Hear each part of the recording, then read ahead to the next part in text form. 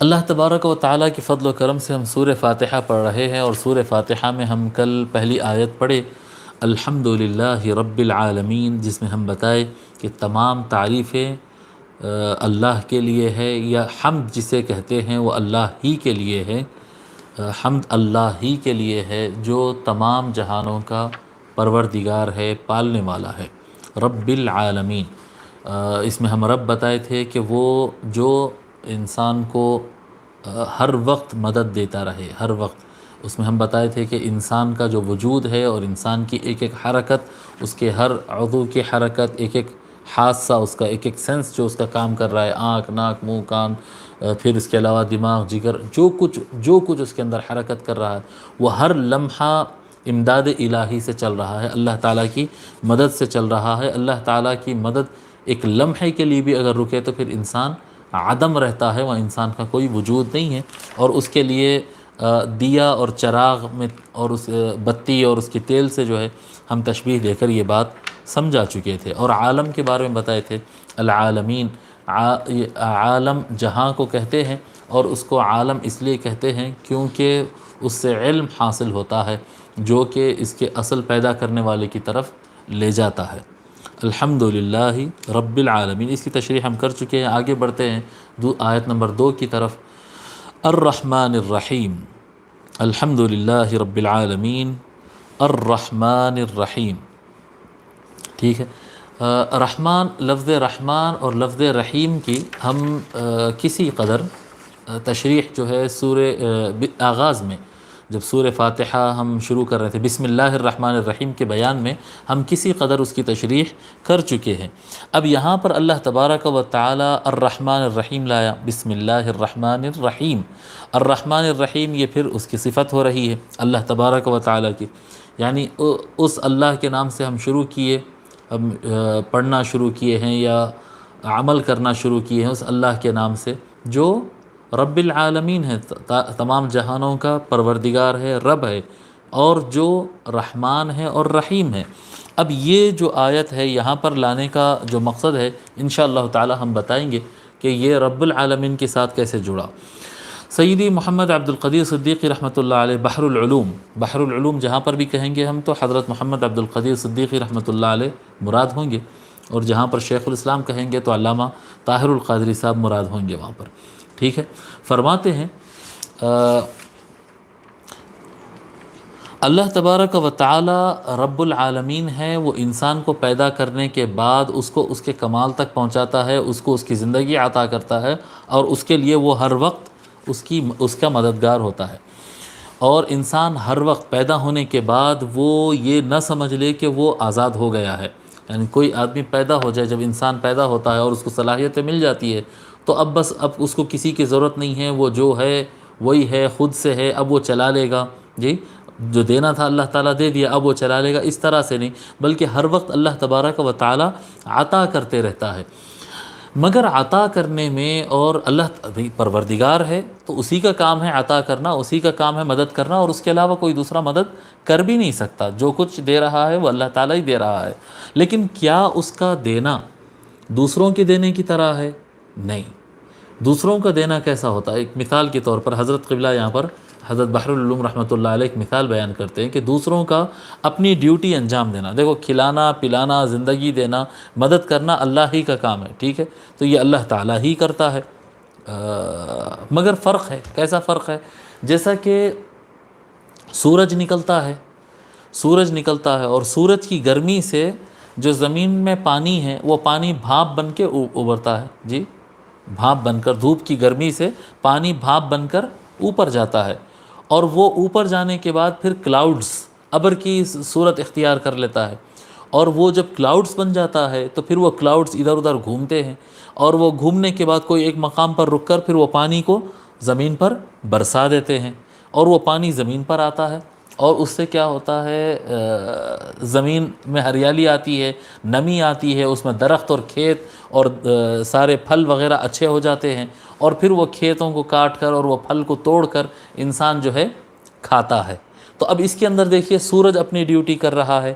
ابر اپنی ڈیوٹی کر رہا ہے، پانی اپنی ڈیوٹی کر رہا ہے، بارش اپنی ڈیوٹی کر رہی ہے، زمین اپنی ڈیوٹی کر رہی ہے۔ سورج کی ڈیوٹی کیا ہے ذمہ داری کیا ہے؟ سورج کی ذمہ داری ہے کہ وہ پانی کو گرم کر کے ہوا میں اڑا دے، اور اس کے بعد ابر وہ بن جاتا ہے، تو ابر کی ڈیوٹی کیا ہے؟ جس جگہ پر جس زمین کو پانی کی ضرورت ہے وہاں تک پہنچ جائے اور وہ پانی وہاں پر برسا دے، پانی زمین تک پہنچا دینا یہ ابر کا کام ہے۔ پھر جب زمین پہ پانی پہنچ جاتا ہے تو اب پانی کی ذمہ داری یہاں سے شروع ہوتی ہے کہ وہ زمین کے اندر سے پھل کو اور کھیت کو اور جو بھی اناج وغیرہ اگ سکتا ہے اس کو اگا دے، اور پھل کا کام ہے اور اناج کا کام ہے اور یہ سارے جو زمین سے پیدا ہوتے ہیں ان کا کام ہے کہ انسان کا پیٹ بھر دے۔ تو ہر چیز اپنی اپنی ڈیوٹی کر رہی ہے، لیکن غور کرنے کی بات اس کے اندر یہ ہے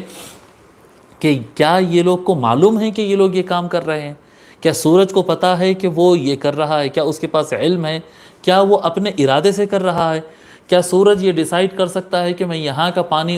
کیا کہتے ہیں گرم کر کے بھاپ بناؤں گا اور وہاں کے پانی کو نہیں کروں گا؟ نہیں، ٹھیک ہے، آج میں ایک دن میرا موڈ نہیں ہے اور آج میں ناراض ہوں، میں یہ علاقے کے انسانوں سے ناراض ہوں، میں جو ہے ان کو یہاں کا پانی میں گرم نہیں کروں گا اور یہاں کا پانی میں بھاپ سے نہیں اڑاؤں گا، تو اس کا اپنا کوئی ارادہ نہیں ہے۔ اسی طرح سے ابر کا کوئی اپنا ارادہ نہیں ہے۔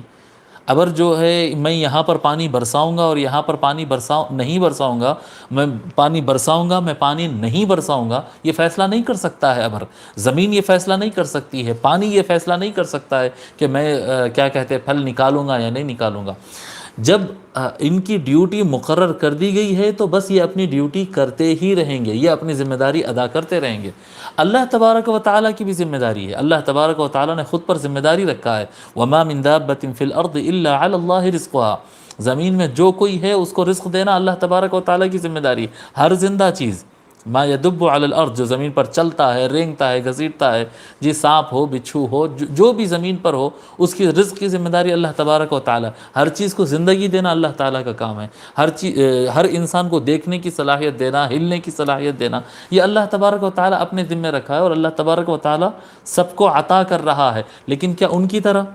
جی باقی چیزوں کی طرح جیسا باقی چیزیں اپنی ڈیوٹی کر رہے ہیں، کیا اس طرح سے اللہ تبارک و تعالیٰ ڈیوٹی کر رہا ہے؟ نہیں، اس طرح سے نہیں کر رہا ہے، کیونکہ باقی تمام چیزیں، پوری کی پوری کائنات جو اپنی ذمہ داری ادا کر رہی ہے، وہ پانی ہو، وہ سورج ہو، وہ چاند ہو، وہ پلانٹ ہو، وہ درخت ہو، وہ جنگل ہو، وہ جھاڑ ہو، وہ درخت ہو، وہ جو بھی ہے، کوئی درخت یہ نہیں کہہ سکتا کہ نہیں دھوپ لگی تو لگی، میرا موڈ نہیں ہے، آج میں آکسیجن نہیں دینے والا ہوں، جی کاربن ڈائی آکسائڈ لے کر میں آکسیجن دینے کی ذمہ داری میں آج نہیں نبھانے والا ہوں، ایک دن مجھے چھٹی چاہیے۔ نہیں، جب دھوپ پڑنا ہے تو اس کو آکسیجن دینا ہی دینا ہے، وہ اس کے پاس کوئی آپشن نہیں ہے، اس کا اپنا کوئی ارادہ نہیں ہے۔ اللہ تبارک و تعالی جب اپنا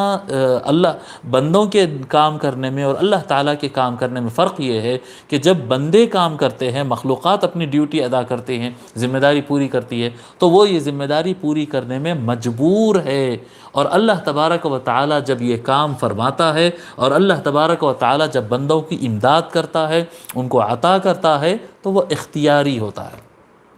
مجبوری اور اختیاری کا فرق ہے کہ یہ لوگ اپنی ذمہ داری ادا کرتے ہیں مجبور ہو کر، اور اللہ تبارک و تعالیٰ جو عطا کرتا ہے وہ اپنی اختیار اور اپنی مرضی۔ کوئی شے نہیں ہے جو اللہ تعالیٰ کو پابند کر سکے کہ اے اللہ یہ جہاں کو تو قائم رکھنا ہی ہے، اے اللہ یہ انسان کو یہ زندگی عطا کرنا ہی ہے، اے اللہ تو یہ کرنا، کوئی نہیں ہے کہ جو اللہ تعالیٰ کو پابند کر سکے۔ تو اللہ تبارک و تعالیٰ رب العالمین ہے، سارے جہانوں کا پروردگار ہے، سارے جہانوں کا مددگار ہے، اپنی رحمت کے ذریعے، الرحمن الرحیم۔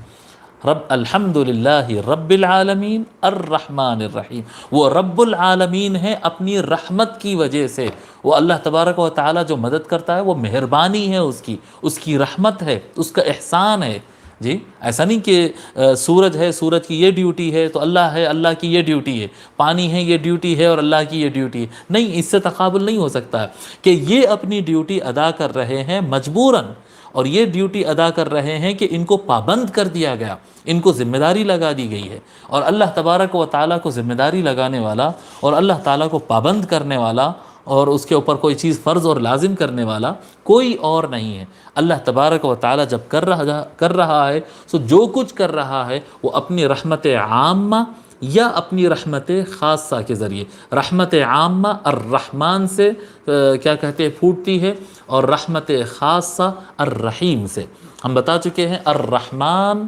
الرحیم، الحمدللہ رب العالمین الرحمن، الرحمن بتائیں ہم جس کا شیخ الاسلام ترجمہ کیا ہے بڑا مہربان، جی بڑا مہربان، الرحمن الرحیم نہایت مہربان، بہت زیادہ رحمت، بڑا مہربان بھی کہتے ہیں، نہایت مہربان بھی کہتے ہیں۔ تو اللہ تبارک و تعالی اس طرح سے رحمت، مہربانی کیا بتائے اس کے اندر، رحمت عامہ، ہم بتائے تھے کہ رحمان کے اندر جو رحمت ہے وہ رحمت عامہ ہے۔ وہ کس طرح سے رحمت ہے؟ وہ اس طرح سے رحمت ہے کہ اللہ تبارک و تعالی نے وجود عطا فرمایا، ایگزسٹ عطا فرمایا ہم کو، کہ ہم ایگزسٹ کرتے ہیں۔ یہ ہمارا جو ایگزسٹ ہونا ہے، ہمارا یہ وجود میں آنا ہے، یہ اللہ تبارک و تعالی کی رحمت سے ہے، بنا مانگے۔ آنکھ دیا، کان دیا، ناک دیا، دل دیا، دماغ دیا، لیور دیا، برین دیا، جی دولت دیا، لباس دیا، گھر دیا، کیا کہتے ہیں گاڑی دیا، جو کچھ اللہ تبارک و تعالی، رشتے دیا، جو کچھ اللہ تبارک و تعالی عطا کیا ہے، بنا مانگے عطا کیا ہے، وہ عطا کر دیا ہے، جی۔ اور جب سب کچھ اللہ تبارک و تعالی عطا کیا، اور اس عطا کرنے کے بعد انسان کیا کرتا ہے، اپنی زندگی کیسے گزارتا ہے، آخرت میں جب اس کا حساب لے کر پھر اللہ تبارک و تعالیٰ کی رحمت ہوتی ہے، اچھے اعمال اگر کرے تو وہ کیا کہتے ہیں، اللہ تبارک و تعالیٰ جس پر رحم کرنا چاہتا ہے رحم کرتا ہے، اس کے کیے گئے اور غلطی سے ہو جانے والے گناہوں کو اللہ تبارک و تعالیٰ معاف فرماتا ہے، اللہ تبارک و تعالیٰ اس کے گناہوں کو معاف فرماتا ہے، درگزر کرتا ہے، اور اس پر رحم نازل کرتا ہے اپنا، اور اس کو جنت میں بھیج دیتا ہے۔ یہ رحیمیت ہے۔ جو اعمال کے بعد بدلے میں عطا کیا جائے، جی بدلے میں عطا کیا جائے یا بدلے میں فضل کیا جائے، جی ایسا تو نہیں ہو سکتا نا کہ کوئی آدمی میں بہت زیادہ اچھے اعمال کیا لہذا اے اللہ تجھے تو مجھے جنت میں ہی ڈالنا ہوگا، یہ تو اللہ تعالیٰ کو پابند نہیں کر سکتے۔ اور کوئی آدمی اپنے بل پہ، اپنے عمل کے بل پہ تو جنت میں جائے گا نہیں، تو جو بھی جائے گا تو اللہ کی رحمت سے ہی جائے گا، اللہ تعالیٰ گناہوں کو معاف کر دے گا۔ جو نیک اچھے کام کیے ہیں ان میں رہی صحیح کمزوریوں کے باوجود اللہ تعالیٰ ان کو قبول کر لیتا ہے اور بندے کو جنت میں بھیج دیتا ہے، اس کو حور، غلمان اور قصور اور سارا کچھ جو ہے جنت کے اندر اللہ تبارک و تعالیٰ محلات وغیرہ عطا کرتا ہے۔ یہ اس کی رحیمیت ہے، جی۔ اور جو اچھے اعمال نہیں کرے گا، اللہ کا انکار کرے گا، زمین میں فساد کرے گا، لوگوں کو تکلیف پہنچائے گا، جھوٹ بولے گا، تکبر کرے گا، اللہ تبارک و تعالیٰ اس کو اپنی رحمت سے محروم کر دے گا۔ تو رحیمیت کے اندر جو رحمت ہے، الرحمن الرحیم، رحیمیت کے اندر جو رحمت ہے، اس رحمت سے اللہ تبارک و تعالیٰ بعض افراد کو، کفار کو، مشرکین کو، بڑے گناہگاروں کو اللہ تبارک و تعالیٰ چاہے تو اس رحمت سے محروم بھی کر دے سکتا ہے، جی، رحمت سے دور کر دیتا ہے، اور رحمت سے دور کرنے کو ہی لعنت کہتے ہیں، جی۔ رحیمیت سے اللہ تبارک و تعالی بندوں کو دور کرتا ہے۔ رحمانیت جو صفت ہے، رحمانیت سے ملنے والی جو رحمت ہے، وہ رحمت سے اللہ تبارک و تعالی نہ مسلم، نہ کافر، نہ نیک، نہ بد، نہ سچا، نہ جھوٹا، کسی کو اللہ تعالی محروم نہیں کرتا ہے۔ رحمانیت سے سب پر اللہ تبارک و تعالی اپنی رحمت نچھاور کرتا ہے اور ان کو وجود اور نعمتیں اور موقع عطا فرماتا ہے۔ رحیمیت بدلے میں ہوتی ہے تو اس میں رحمت عطا ہوتی ہے، یا پھر رحمت سے محروم کر دیا جاتا ہے جس کو ہم لعنت کہتے ہیں، ٹھیک ہے۔ تو یہ